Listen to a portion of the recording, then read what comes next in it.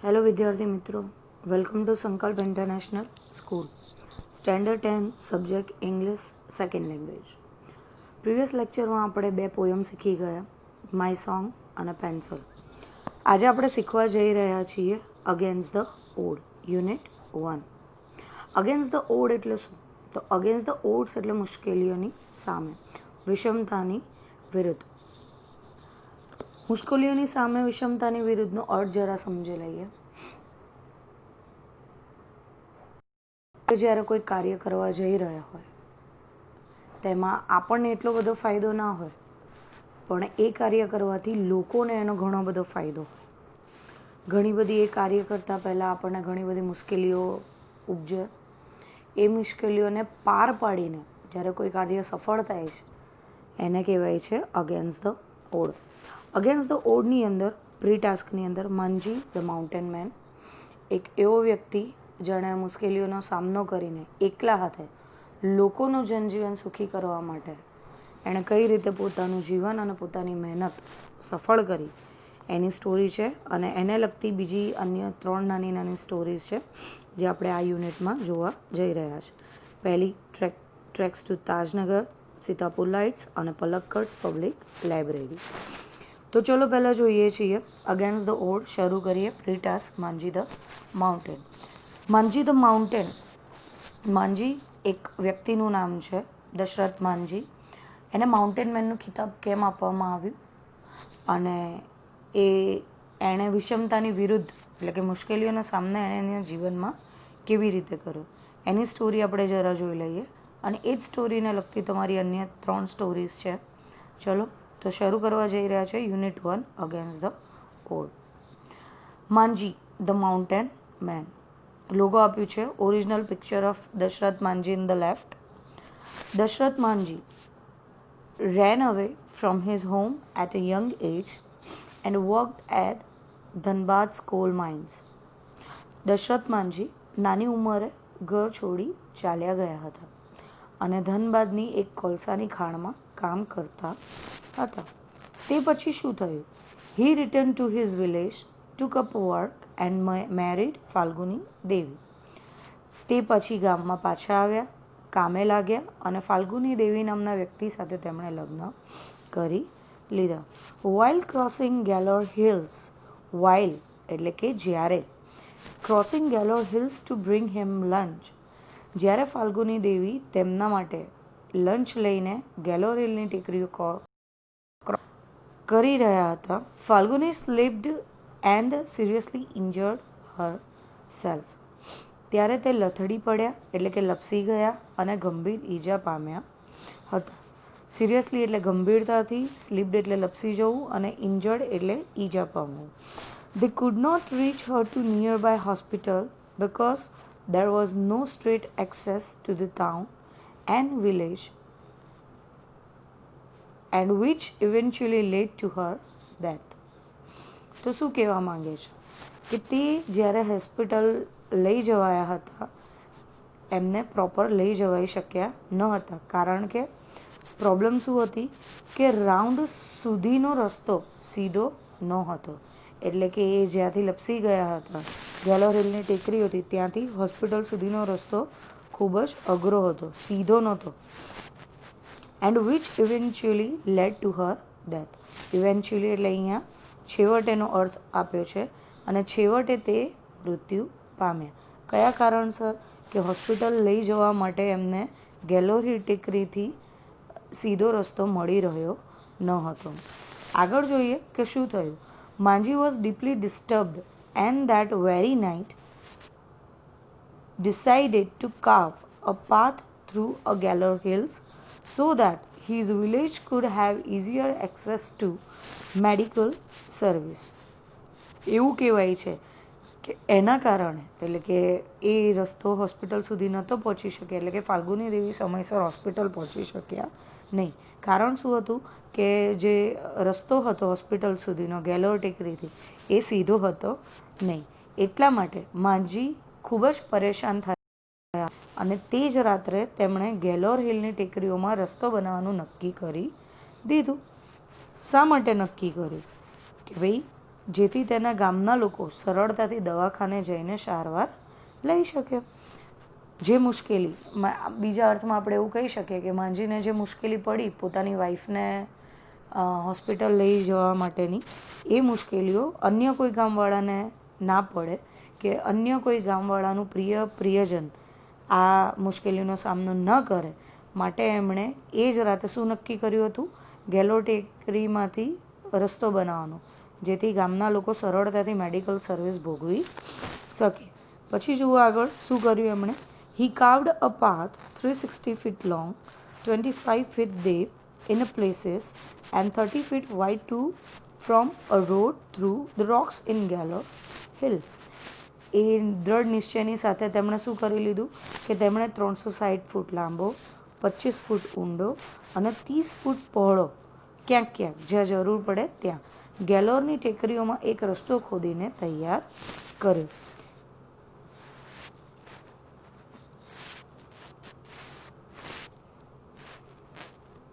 He quoted, "When I started hammering the hill, people called me lunatic. Still my determination." એમનું શું કહેવું હતું માંજીનું કે ભાઈ જ્યારે તેમણે શરૂઆત કરી ત્યારે તેમણે નોંધ્યું કે જ્યારે હું ટેકરીઓ ખોદતો હતો એટલે ખોદતો હતો ત્યારે લોકો મને ગાંડો સમજતા હતા. લ્યુનેટિક એટલે પાગલ, મૂર્ખું, ગાંડું. બટ એ જ સમયે તેથી મારો વિશ્વાસ દ્રઢ થયો હતો. લોકો એમને ગાંડો સમજતા હતા અને એ વિચારોની સાથે સાથે એમનું જે ડિટર્મિનેશન છે, એટલે કે જે વિશ્વાસ છે પોતાની જાત ઉપર, એ કેવું થયો? વધુ ને વધુ પાક્કો થતો ગયો, દ્રઢ થતો ગયો. He completed the work in 22 years, from 1960 to 1930. તેમણે 22 વર્ષ એટલે કે 1960થી એમણે ખોદવાનું શરૂ કર્યું હતું, તો 1983 સુધી તેમણે આ કામ એકલા હાથે કામ કર્યું હતું. This path reduced the distance between the Atri and Wazirganj sectors of the Gaya district from 55 km to 15 km. શું કહેવાય છે કે ભાઈ એ કારણે, મતલબ એમના 22 વર્ષના દ્રઢ નિશ્ચયના કારણે એમણે જે રસ્તો શોધ્યો હતો, એ રસ્તાથી ગયા જિલ્લાની અત્રી અને વાઝીરગંજ વચ્ચેનો રસ્તો 55 કિલોમીટરમાંથી 15 કિલોમીટરનો થયો હતો. એટલે શું કહેવાય છે કે પહેલાં જે ડિસ્ટન્સ અટરીથી વાઝીરગંજનું જે અંતર હતું એ 55 કિલોમીટર હતું, પણ જ્યારે તેમણે ગેલરી ટેકરીમાંથી રસ્તો ખોદી કાઢ્યો અને માર્ગ કાઢ્યો એમાંથી, ત્યારે એ જ 55 કિલોમીટરનું ડિસ્ટન્સ કેટલાનું થઈ ગયું? 15 કિલોમીટરનું. જોકે later Manji said, though most villagers taunted me at first, there were quite a few who lent me support later by giving me food and helping me buy my tools. Dasharath માંજી સાથે સાથે એવું પણ કહે છે કે જોકે તેના કામની મજાક થતી હતી, એટલે કે ટોન્ટેડ મીન્સ મજાક, ટિપ્પણી કરવી, ટોન્ટ મારો, છતાં પણ તેમણે ગેલોરના લોકોનું જીવન સરળ બનાવ્યું હતું. આજીએ કહ્યું કે જોકે મોટાભાગના લોકો મારી મજાક કરતા હતા, છતાં શરૂઆતમાં તે પૈકીના બહુ જ ઓછા લોકો મને મદદ કરતા હતા, મારા સાધનો ખરીદવામાં મદદ કરી હતી, તેમજ મને ભોજન પૂરું પાડવામાં મદદ કરી હતી. For his achievement Manjhi became popularly known as the mountain man. અને આ એની સિદ્ધિ બદલ, અચીવમેન્ટ એટલે શું? સિદ્ધિ. આ એની સિદ્ધિ બદલ માંજી લોકોમાં ખૂબ જ લોકપ્રિય થઈ ગયા. કેવી રીતે? Known as the mountain man. લોકોએ તેમને માઉન્ટેન મેનના બિરુદ આપ્યું. કેમ? કારણ કે એમને એકલા હાથે એક હથોડા વડે આટલો મોટો રસ્તો શોધી કાઢ્યો હતો લોકોનું જનજીવન સુખી કરવા માટે. His name was also proposed by the Bihar government for the Padma Shri award in 2006. Bihar સરકારે એમની આ સિદ્ધિના કારણે 2006માં માંજીને માઉન્ટેન મેનના ખિતાબની સાથે સાથે પદ્મશ્રી એવોર્ડ માટે તેની દરખાસ્ત કરી હતી.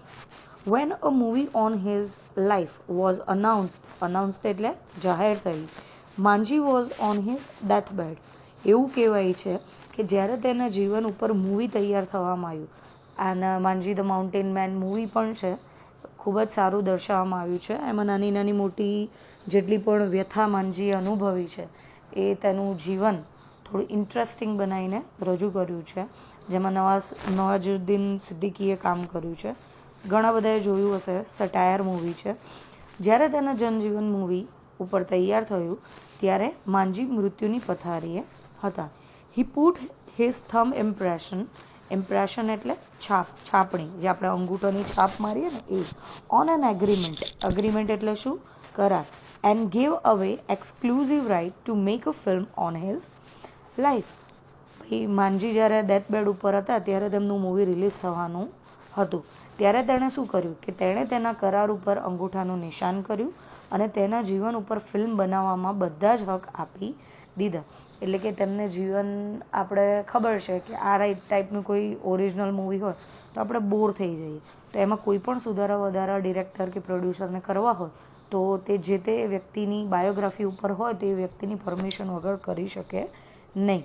માટે માંજીએ શું કર્યું કે એમને દરેક રાઇટ્સ આપી દીધા, અધિકાર આપી દીધા કે એમના જીવનને એમની ઈચ્છા મુજબ રજૂ કરી શકે છે. The mountain man was given a state funeral by the government of Bihar. Funeral એટલે અંતિમ વિદાય. બિહાર સરકારે તેના અગ્નિ સંસ્કાર વખતે તેનું રાજકીય સન્માન કર્યું હતું. આ સાથે આપણો pre task Manjhi the mountain man પૂરું થાય છે. આ સ્ટોરીની અંદર તમે જોયું હશે કે માંજીએ શું કર્યું કે ભાઈ એમની વાઈફ એટલે કે એમની લાઈફની પ્રિય વ્યક્તિ, માંજી પાસે એની વાઈફ સિવાય બીજું કોઈ પણ પ્રિય વ્યક્તિ હતું નહીં, અને એની વાઈફને જે તકલીફ પહોંચી, એની વાઈફ જો આ રસ્તો કોઈ બીજાએ શોધ્યો હોત કે ગવર્મેન્ટે આ કામ કર્યું હોત તો એની વાઈફ ઇઝીલી હોસ્પિટલ સમયસર પહોંચી જાત અને એમની સારવાર પણ થઈ જાત, તો કદાચ જીવન એમનું બચી પણ જાત. પણ ગેલોર હિલની ટેકરીઓમાં વસવાના કારણે ટેકરીઓથી ઉપરથી એમને રસ્તાનું અવર જવર હતી, તો તે તેમને કેરી કરીને, એમની વાઈફને કેરી કરીને હોસ્પિટલ સુધી જઈ શક્યા નહીં. સ્ટ્રેટ એક્સેસ હતો નહીં, એટલે કે કોઈ પણ સીધો વાહન વ્યવહાર હોસ્પિટલ સુધીનો હતો નહીં. પણ આ વસ્તુ જે એમણે સહન કરી, કે જે એમને ભોગવી, એ બીજા કોઈએ સમજમાં આવી નહીં. પણ માંજીના મનથી એવું થયું કે જેમ એનું પ્રિયજન એનાથી એક રસ્તાના કારણે હોસ્પિટલ સુધી ના પહોંચી શક્યું, એમ લોકોનું, એટલે ગામમાં રહેનારા લોકોને એ વસ્તુ સહન કરવી ના પડે. માટે તેમણે એકલા હાથે પોતાના જીવનના મહત્ત્વના 22 વર્ષ એ રસ્તાને આપી દઈને એક સિમ્પલ, એક નાના હથોડા વડે તેમણે ખોદકામ શરૂ કર્યું અને એકલા હાથે તેમણે નાનો મોટો જે રસ્તો હતો એ ખોદ્યો, રસ્તો બનાવ્યો. અને આપણે જોયું કે અટરીથી વાઝરગંજાનું ડિસ્ટન્સ 55 કિલોમીટરથી 15 કિલોમીટર એમણે કરી નાખ્યું. લોકો એને શરૂઆતમાં ગાંડો સમજતા હતા, મૂર્ખો સમજતા હતા, આવતા જતા જોતા હતા, કોઈ એને મદદ કરવા તૈયાર નહોતું. પણ એનું ડિટર્મિનેશન એટલે કે દ્રઢ વિશ્વાસ જોઈને લોકોને એમ થયું કે ના ભાઈ આ કંઈક કરશે, કરી શકશે. તો લોકોએ શું કર્યું, એને ફૂડ આપવાનું શરૂ કર્યું, એટલે કે એમને જીવન ટકાવી રાખવા માટે ખોરાક આપવાનું શરૂ કર્યું. એમને મદદમાં આવતા ખોદકામના સાધનો લાવીને આપ્યા. અને આ રીતે માંજીએ એકલા હાથે 22 વર્ષ સમર્પિત કરીને ગેલોર હિલની ટેકરીઓમાંથી રસ્તો શોધી કાઢ્યો. અને બિહાર રાજ્યએ તેને માઉન્ટેન મેનનું ખિતાબ આપી પદ્મશ્રી એવોર્ડ માટે તેમનું નિમણૂક પણ કરવામાં આવી. બસ આ જ વસ્તુઓને આધારિત છે કે ભાઈ વ્યક્તિ એકલા હાથે કે એક ગ્રુપ એકલા હાથે પોતાના જીવનમાં આવનારી મુશ્કેલીઓનો સામનો કે પરિસ્થિતિનો સામનો કેવી રીતે કરવા જઈ રહ્યો છે, તેની નેક્સ્ટ સ્ટોરી તમારે આવે છે ટ્રેક્સ ટુ તાજનગર. નાની નાની 3 સ્ટોરીનો સમન્વય છે, પણ સ્ટોરી સેમ છે કે લોકો અથવા એક પર્સન અથવા લોકો, કોઈ ગામના હોય કે ગ્રુપ હોય કે કોઈ NGO હોય, કેવી રીતે આગળના કામ કરે છે લોકોની અનુકૂળતાને સાનુકૂળતા માટે, વિધાઉટ એની સ્વાર્થ. મતલબ કે સેલ્ફિશ બિલકુલ બનતા નથી અને એ રીતે લોકો માટે કેટલું કાર્ય કરે છે આગળની સ્ટોરીમાં જોઈએ. તો તમારે અહીંયા યુનિટ 1ની પહેલી સ્ટોરી શરૂ થાય છે અને પહેલી સ્ટોરી કઈ છે તમારી, ટ્રેક્સ ટુ તાજનગર, એટલે કે તાજનગરના પાટા. ચલો તો આપણે જોવા જઈએ. Tracks to Tajnagar. મેં નાના નાની ઇમેજીસ પણ મૂકી છે જેથી તમને ખ્યાલ આવે. ને આની સાથે સાથે આપણે ક્વેશ્ચન આન્સર પણ કરતા જઈશું, જેથી જ્યારે પેરેગ્રાફ ઉપરથી તમારે ક્વેશ્ચન આન્સરની રાઇટિંગ આવે તો તમને પેરેગ્રાફ ઉપરથી આન્સર કેવી રીતે શોધવા એનો પણ ખ્યાલ આવે. તો શરૂ કરીએ. Unit first topic part 1, tracks to Tajnagar, એટલે કે તાજનગરના પાટા. For 25 years, residents of Tajnagar village near Gurgaon lobbied for a railway station in their village. Resident એટલે નિવાસી. તો સ્ટોરી શું કહેવા માંગે છે કે ગુરગાંવ નજીકના તાજનગરના ગામના રહીશો 25 વર્ષથી તેમના ગામમાં રેલવે સ્ટેશન માટે અધિકારીઓને મળતા હતા. When their demand was not met, met અહીંયા મેટ એટલે મળવું થાય છે, ડિમાન્ડ એટલે માંગ. જુઓ, જ્યારે તેમની માંગણી ન સંતોષાઈ ત્યારે શું થયું તો જોઈએ. The villagers decided to make matters into their own hand. Matters એટલે બાબત.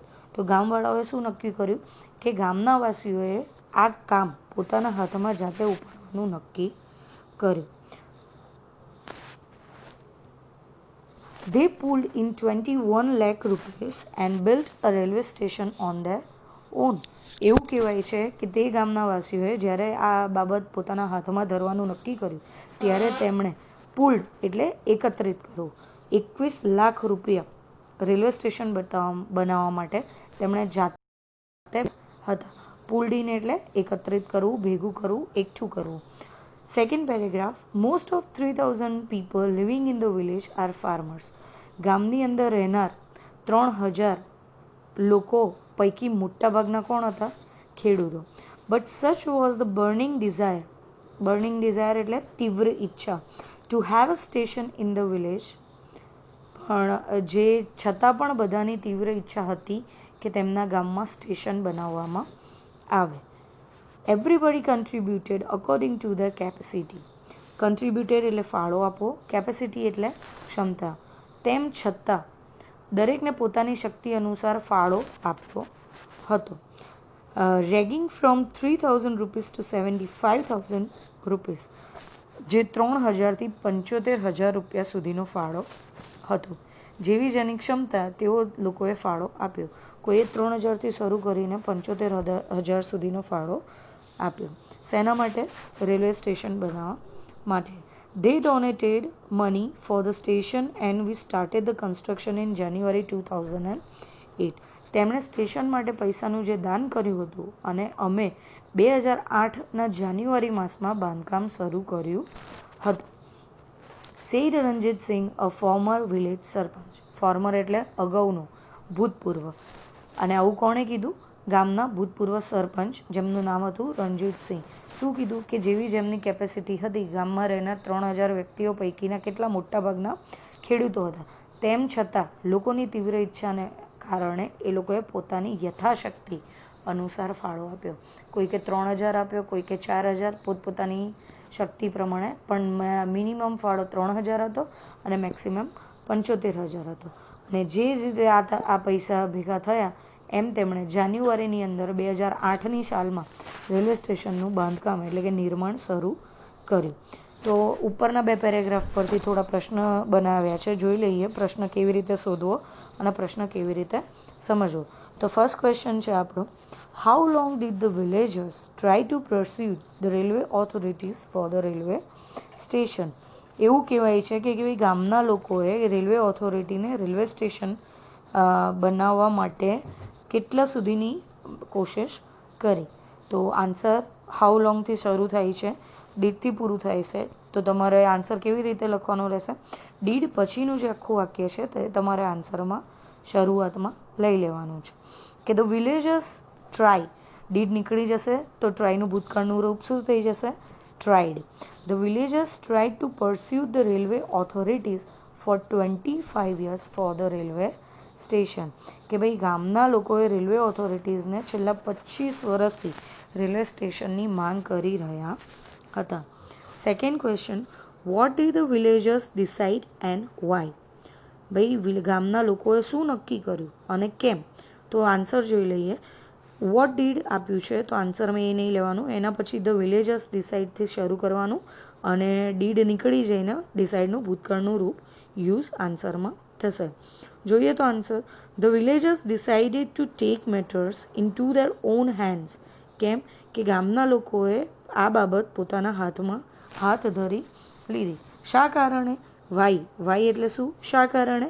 તો બીકોઝ એટલે કે કારણ કે the demand for a railway station was not met. Second like પેરેગ્રાફમાં આપી જ છે, જુઓ ઉપર, the demand for a railway station was not met. કારણ કે તેમની જે માંગણી હતી એ સફળ થઈ નહીં. શેની માંગણી હતી? કે 25 વર્ષથી તેઓ પોતાના ગામમાં રેલવે સ્ટેશનની માંગણી કરી રહ્યા હતા. કોની સામે? રેલવે ઓથોરિટીઝ સામે. પણ તેમની ડિમાન્ડ શું ના થઈ? એટલે કે એમની માંગ પૂર્ણ થઈ નહીં. એટલા માટે તેઓએ શું કર્યું? પોતાનો આ બાબત હાથમાં ધરી લીધી. ત્રીજો પ્રશ્ન જોઈએ, how much money did they collect. તેમણે કુલ કેટલા રૂપિયા ભેગા કર્યા કે એકઠા કર્યા? તો હાઉ મચ નીકળી જશે અને હાઉ મચથી પ્રશ્ન છે તો ધેથી એટલે કે કરતાથી શરૂઆત થશે કે દે કલેક્ટ આપ્યું છે, ડીડ નીકળી જશે તો કલેક્ટનું શું થઈ જશે? કલેક્ટેડ. દે કલેક્ટેડ 21 લાખ રૂપીસ. તેમણે કેટલા પૈસા ભેગા કર્યા હતા? 21 લાખ રૂપિયા. ફર્સ્ટ પેરેગ્રાફમાં સેકન્ડ લાસ્ટ લાઇનમાં આન્સર આપેલો જ છે, જોતા જજો સાથે સાથે. Fourth question, what are most of the people living in the village. ગામમાં રહેનાર વ્યક્તિઓ મોટા ભાગે કયા હતા? તો કરતા ક્યાંથી સ્ટાર્ટ થાય છે? આરથી પ્રશ્ન બને છે. તો આમાં ડીડ પણ નથી, ડુ પણ નથી કે ડસ પણ નથી. જ્યારે આરથી પ્રશ્ન હોય ત્યારે જ્યારે આપણે જવાબ લખીએ છીએ ત્યારે હંમેશા કરતા પછી તરત જ આર, ઇઝ કે એમનો ઉપયોગ થાય છે.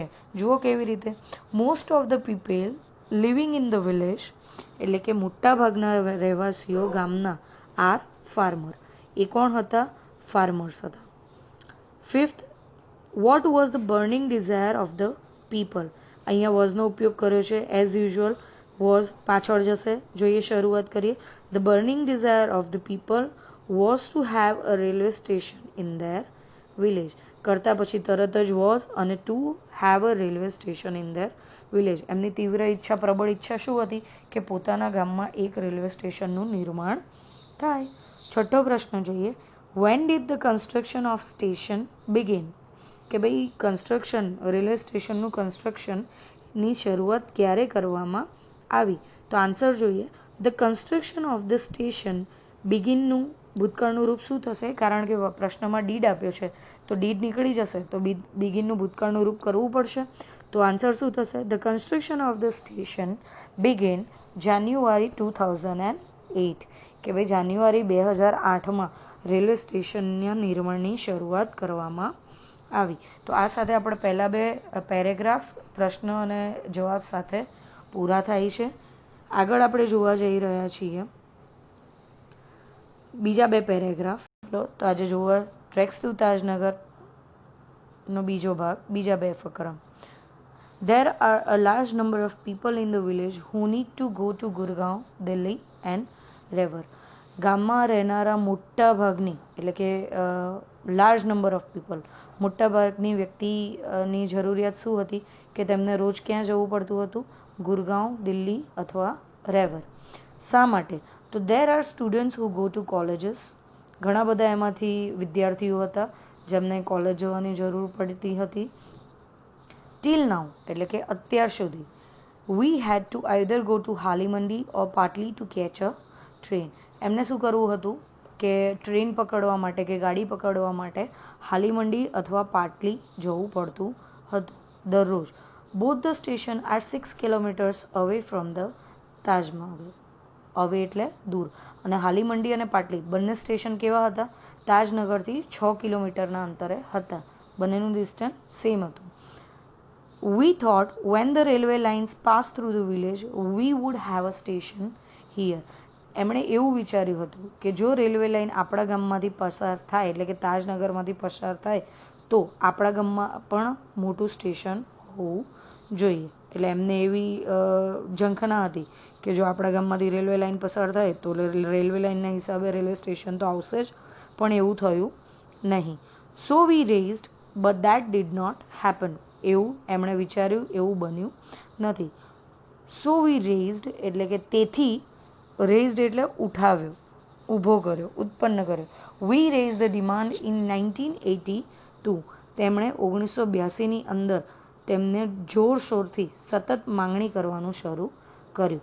And have been continuously asking for it. અને તેમણે સતત માંગણી કરી, પણ શું થયું? એમની માંગણી પૂરી થઈ કે ના થઈ? જુઓ. But the railways told us that they did not have funds. સતત માંગણી કરવા પર રેલવે અધિકારીઓ કે સત્તાધીશોએ શું કહ્યું કે ભાઈ અમારી પાસે પૂરતો ફંડ નથી કે તમારા ગામમાં અમે રેલવે સ્ટેશન બનાવી શકીએ.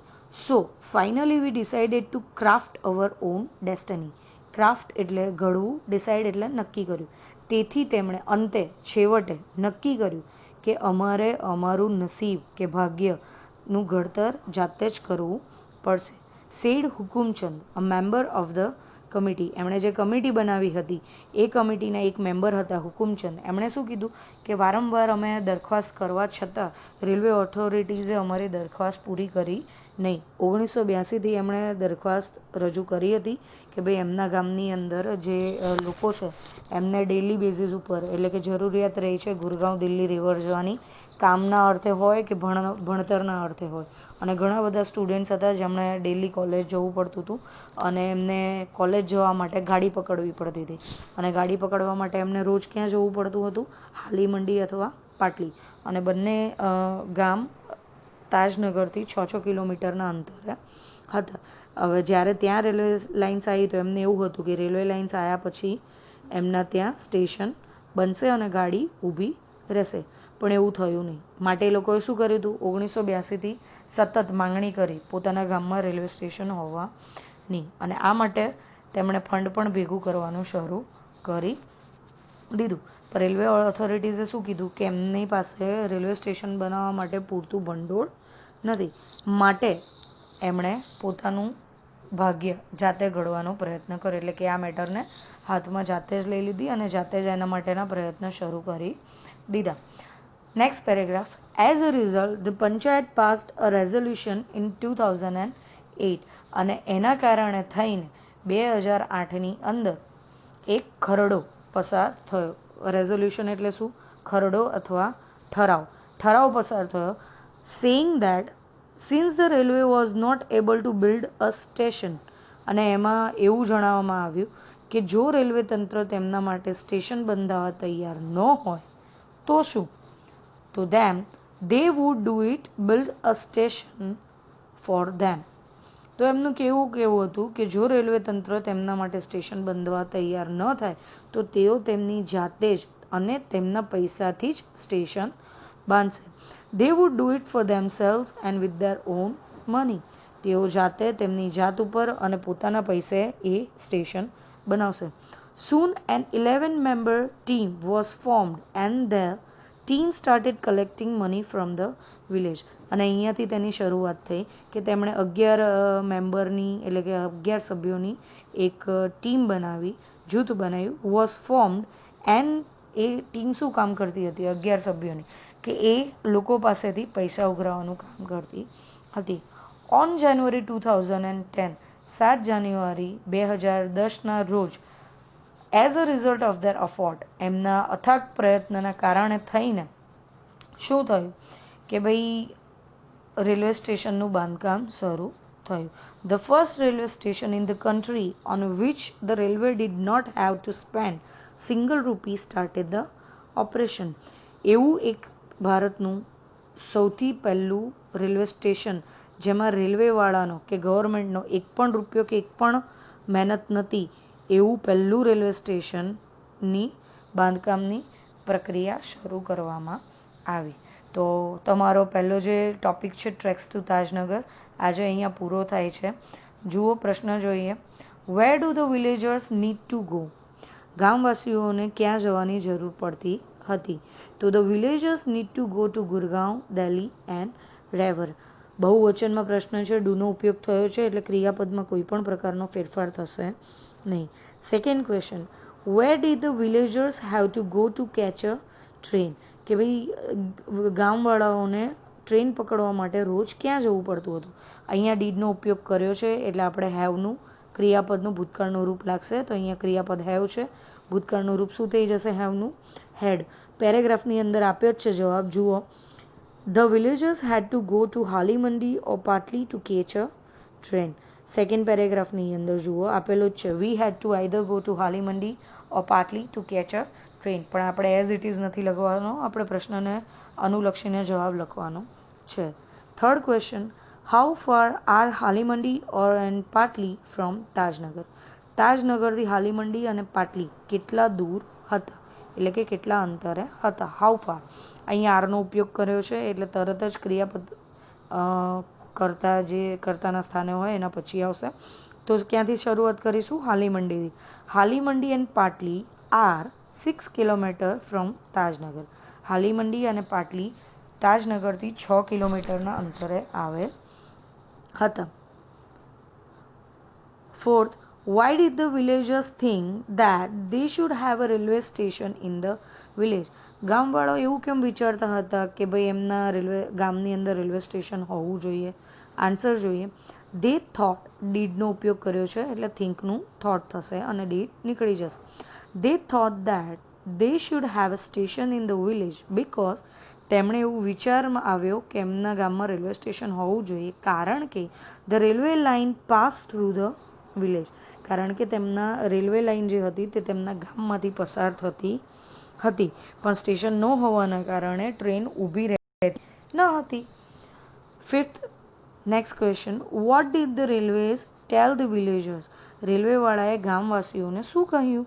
ડીડનો ઉપયોગ કર્યો છે તો ટેલનું ટોલ થઈ જશે અને ડીડ નીકળી જશે. ધ રેલવેઝથી શરૂ કરીએ. The railway told the villagers that they did not have funds to build a railway station. Railway સત્તાધીશોએ ગામવાસીઓને જણાવ્યું કે એમના ગામમાં રેલવે સ્ટેશન બનાવવા માટે તેમની પાસે પૂરતું ભંડોળ નથી, એટલે કે પૈસા નથી. Again next question, what resolution did the panchayat pass. પંચાયતે કયો ઠરાવ પસાર કરવામાં આવ્યો? સાથે સાથે તમને એમ પણ પૂછી શકે કે what resolution did the panchayat pass and when. ક્યારે કયો ઠરાવ પસાર કર્યો અને ક્યારે કર્યો, એવી રીતે પણ પ્રશ્ન પૂછાઈ શકે છે. તો પેરેગ્રાફની અંદર તમને આપ્યું જ છે, the panchayat passed a resolution that since the railway was not able to build a station for them. ભાઈ પંચાયતે ઠરાવ પસાર કર્યો કે આપણે જાણીએ છીએ કે રેલવેવાળા આપણા ગામની અંદર રેલવે સ્ટેશન બનાવવા સક્ષમ નથી, તો they would do it for themselves with their own money.